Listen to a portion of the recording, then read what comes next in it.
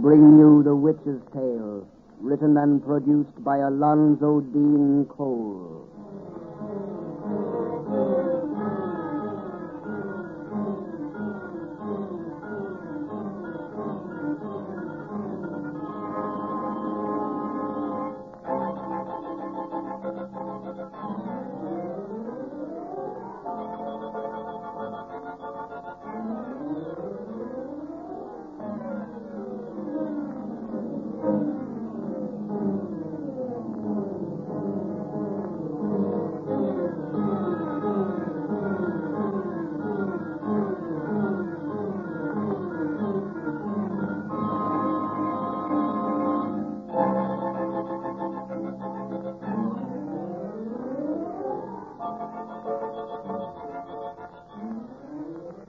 Now let us join old Nancy, witch of Salem, and Satan, her wise black cat.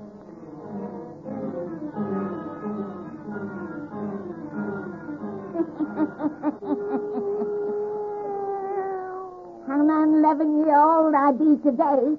Yes, sir, 111-year-old. Real Satan. Here, all these folks be gathered to hear one of our pretty little bedtime stories.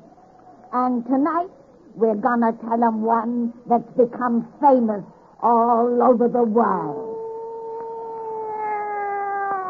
You're right, Satan. A woman named Mary Shelley once writ this yarn of ours in a book. But she, nor no one else, never knowed the true facts of the case but me. Douse out them lights. Sitting in the spooky shadows is the way to hear our pretty tales. Now, draw up to the fire and gaze into them embers. Gaze into them deep, and soon you'll be with us in Switzerland. Soon you'll hear our yarn of Frankenstein. Frankenstein.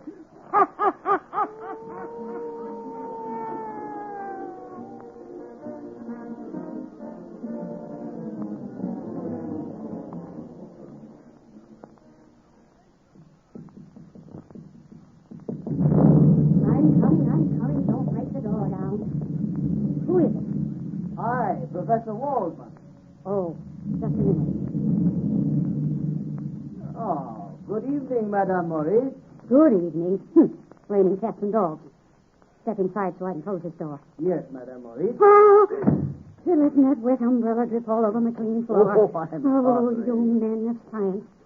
But I suppose I should be used to such carelessness after keeping house for Victor Frankenstein. Oh, he's a very young scientist, Madame Maurice. Just wait until he reaches my age. You make me shudder. Where is our Victor? In his laboratory? Is he ever anywhere else? Doesn't even come out for his meals anymore. What is he doing in there, Professor, that he's so mysterious about? I don't know any more than you do. Our Victor is a genius, and genius shares its secrets with no one. Professor Waldman, I'm worried about that boy. In the last 6 months, he's changed terribly. Changed? Yes. He thinks of nothing but this work of his. You know how much he loves his fiancée, Elizabeth. Yet 3 times he's postponed their marriage because it wasn't finished. And I'm afraid of whatever he's doing. I feel it is unholy. Madame Maurice. Unholy, I tell you. He forbids me to enter that laboratory of his. But he can't close up my ears. At night, I hear frightful sounds from there. The cries of animals in pain. And then from him who has always been so kind, insane shouts of triumph. And I've seen the things brutish-looking men bring in this house. Hideous things from the slaughterhouses and the morgue. Last week, the public executioner was here. He brought the body of that robber who was beheaded in the square. There is no need for you to worry. However disgusting the tools he employs, you may be sure the object of Victor's work is to benefit mankind. I hope you're right, but he's coming from the laboratory. They unlocked the door behind him. From the care he takes, one would think their room was filled with gold. Good evening, Victor. Oh, Professor Waldman. I'm so glad you received my message and came at once. Oh, Madam Maurice, get your hat and cloak. I must send you to your sisters. In this awful storm? Oh, is that a storm? Is there a storm? Well, then you must call a cab. I'm sorry, but Professor Waldman and I must have the house alone. This is the night for which I've worked so long. The night on which I'll finish the crowning achievement of the ages. Victor, you are trembling with excitement. What have you done? Tomorrow all Switzerland shall know. My name shall ring throughout the world. And you shall know first, dear Madam Morris. But tonight you must go. You must go now. You mean your work is ended? Yes. There will be no more dead bodies coming through that door. No more horrors from the No, slaughterhouse. that's over. Now go. Go. I'm going. Even though I catch my death of cold in this awful storm, it'll be worth it. Go. Please go. Victor, what have you discovered? Wait till she's out of hearing. She wouldn't understand. She's gone. What is it? Come and see. Come into the laboratory. Professor Waldman, from the putrescence of death, I have wrested the secret of life. Life? Yes. I, Victor Frankenstein, have created man.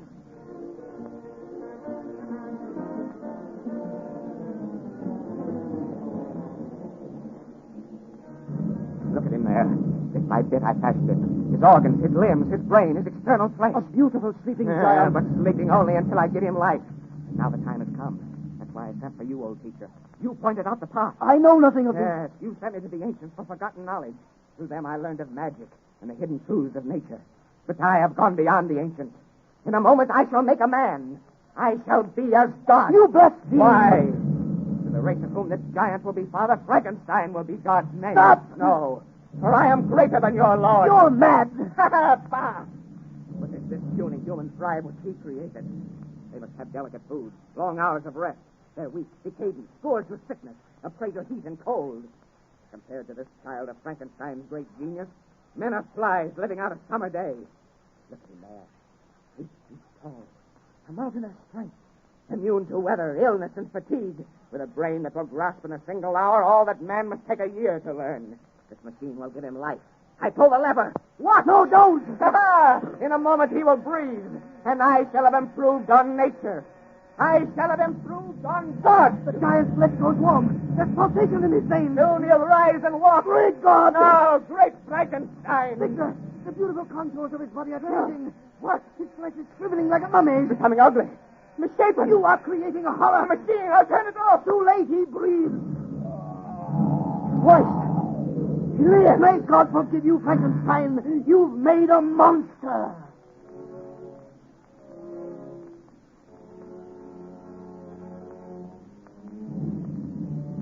I can't go back into that house. I can't look at him again. You must. You should not have fled from him an hour ago. You are responsible for him. You are his creator. You're right. I am the great God Frankenstein. But how could he have changed so as I gave him life? I planned a thing of beauty and produced a loathsome horror. Man cannot usurp the prerogatives of God. Let us go in. All right. Oh, why should I fear him? His frightfulness may be only that of an exterior that I, in some way, marred.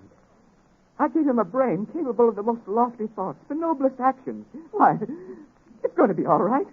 In the body of a fiend may be the nature of an angel. I planned this nature so. Victor, the laboratory door is open. He has burst the lock. His giant strength. He's gone.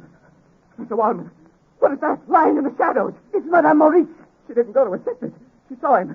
She fainted of fright. Victor, she is dead. No! Her throat has been crushed by giant hands. The monster killed her. Oh. No. I, the great God, Frankenstein.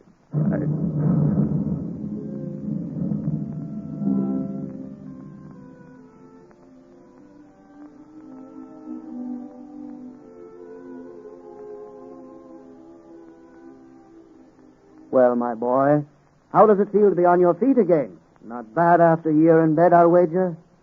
A year has passed since that awful night. Ah, here now. I forbid you to speak of that just yet. Oh, I'm quite strong now. And we must talk, Professor. This is the first opportunity I've had to be with you alone. Careful, Victor. Elizabeth is in the next room, and your mother. They don't know. No one knows but you and me. They think your ravings of the monster simply figments of delirium. And you have been quite mad, you know. Yes. Mercifully mad. Till a week ago, the darkness lifted from my brain to let me remember. And to fear. What other crimes is the thing I made committed since you brought me here? Where is he? You must tell me. You have nothing to fear, Victor. The monster is dead.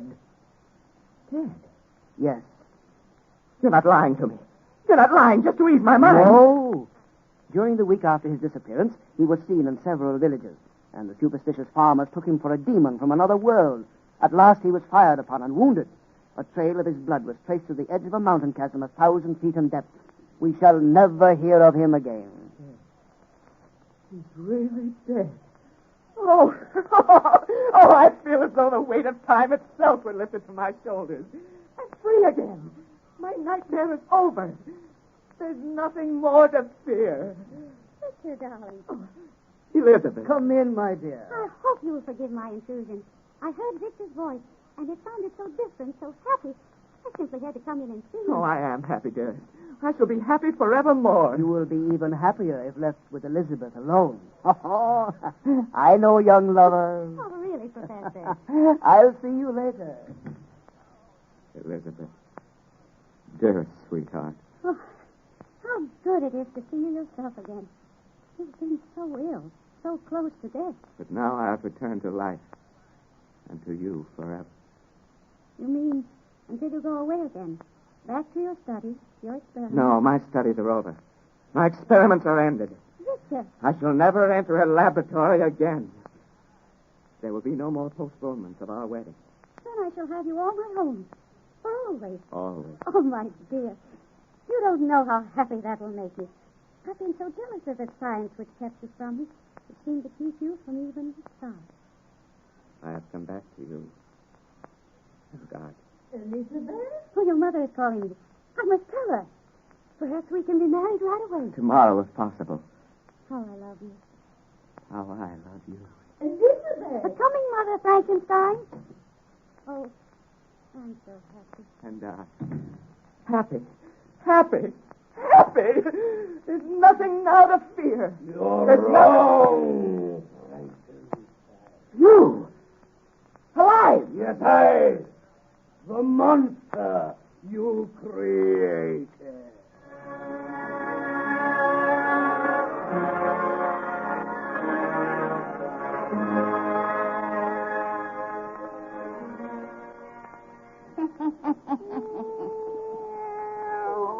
And Satan, these folks has got to wait till next time to hear the finish of this pretty yarn.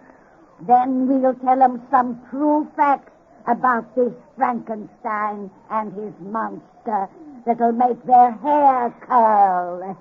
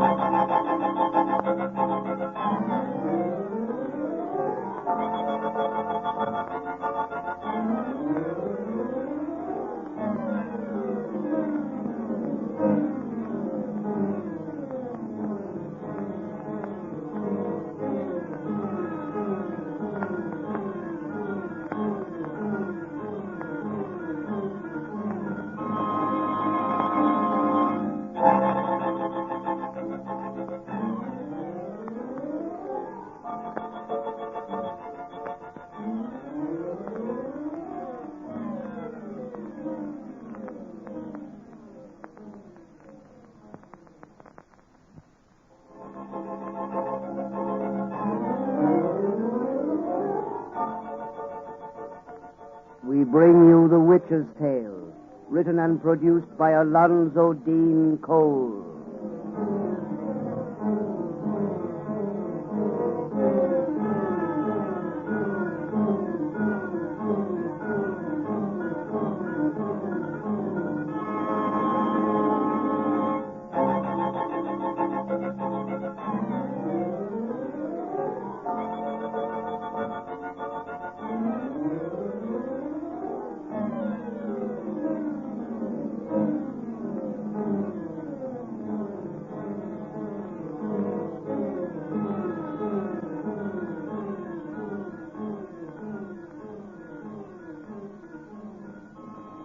And now let us join old Nancy and her black cat, Satan.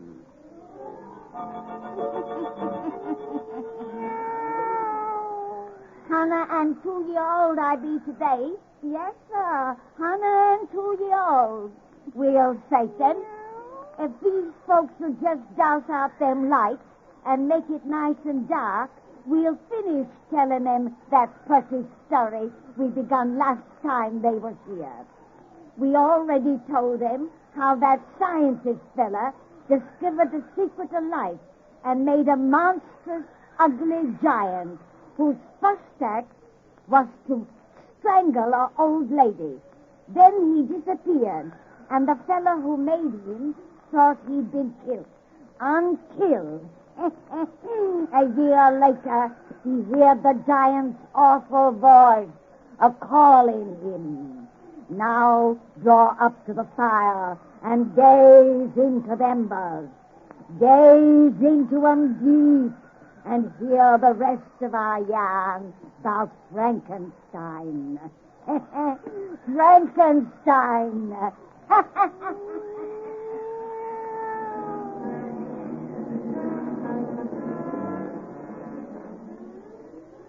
I'll follow to this desolate place as you bade me. What do you want of me? To show you my home, Frankenstein.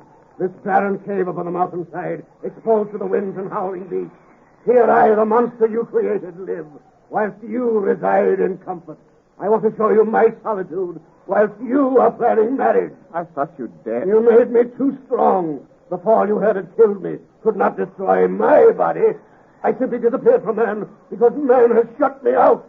Even you cannot bear to look at my repulsive being. Even you, my maker. You, my God. God.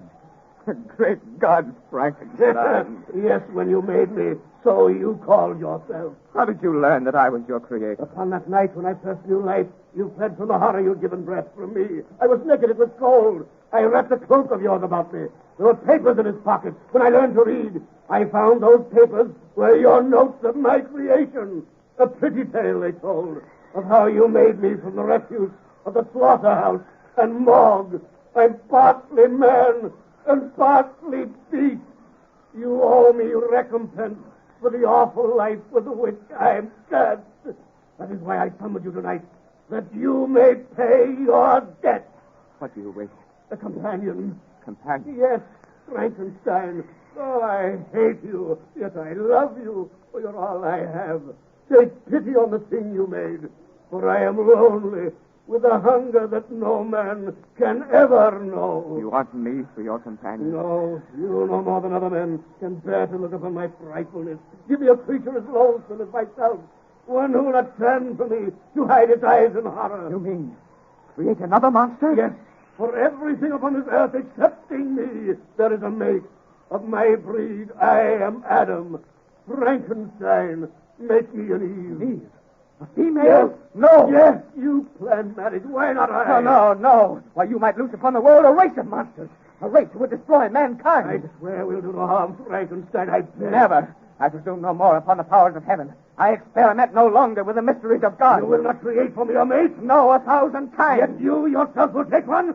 Beware, you made me strong. I can crush you like a shell. I'm not afraid of you. Only of life's secrets I have already probed too deep. I will not do the thing you ask. Then die! Strike! No!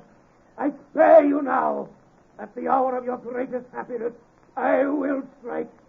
Straight to your heart, Frankenstein. Wait and hear, for I'll be with you on your wedding night. On your wedding night.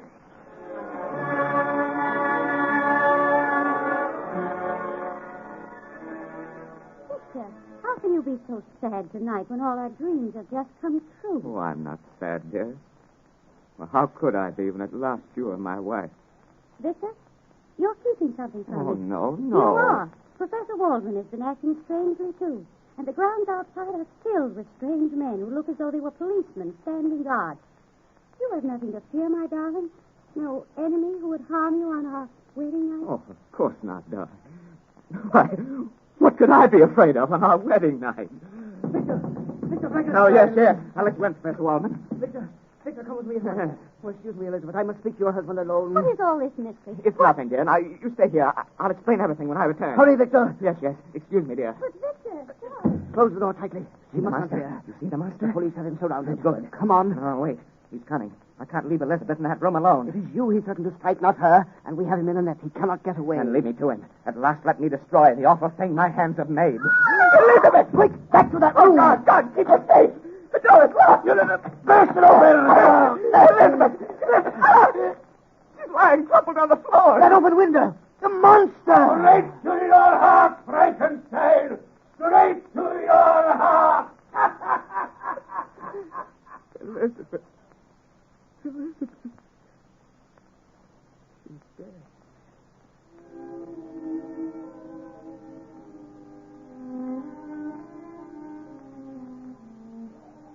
So, Frankenstein, you tracked me down. You fiend of hell.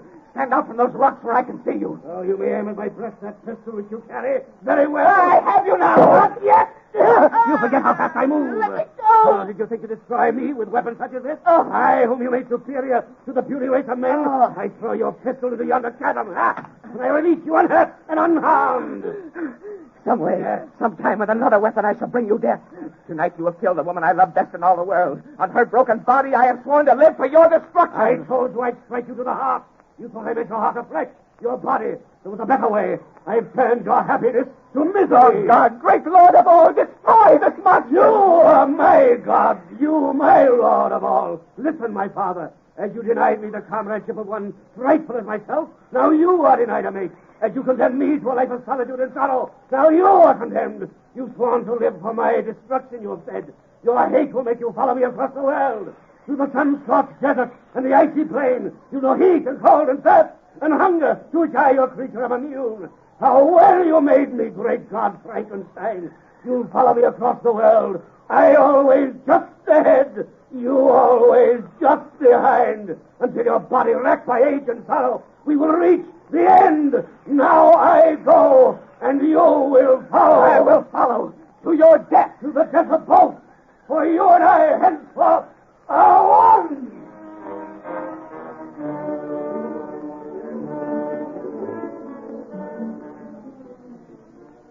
Oh, cross the way. 3 points starboard. Castaway here in the Arctic Circle. Aye, sir. Take this glass. It's a man on a floating block of ice, probably broke away from the mainland, sir. Dead. A white man, 1,000 miles from humankind. Some explorer, probably, like ourselves. Yes, who's lost his party. He may be a companion of that strange giant we saw in the distance a week ago. Think we can get him, sir? We'll try. Man the longboat. All hands up, man the longboat. Cross the way. Cross the way.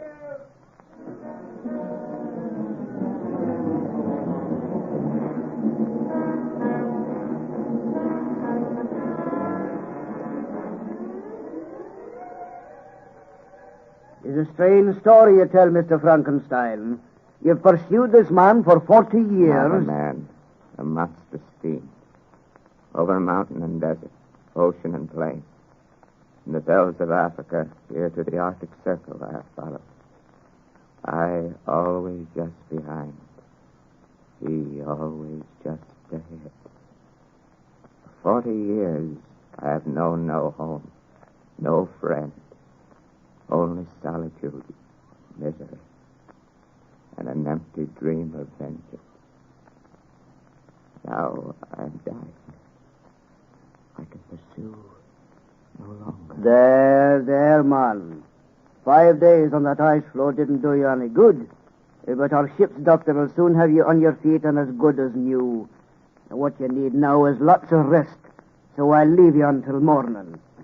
Good night, Mr. Frankenstein. Good night, Captain. Rest. Lots of rest.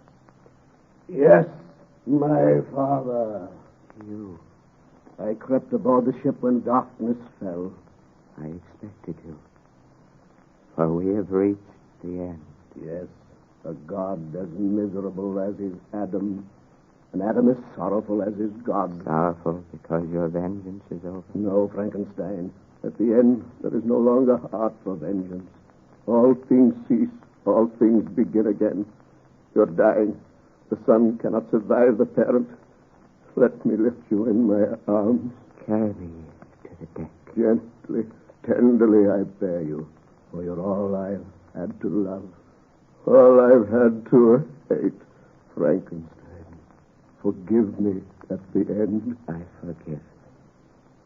And forgiveness beg.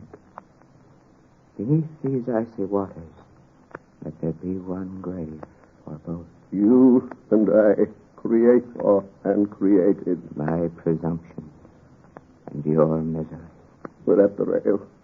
The waters wait below. Let us find peace together. Now. The end. The end.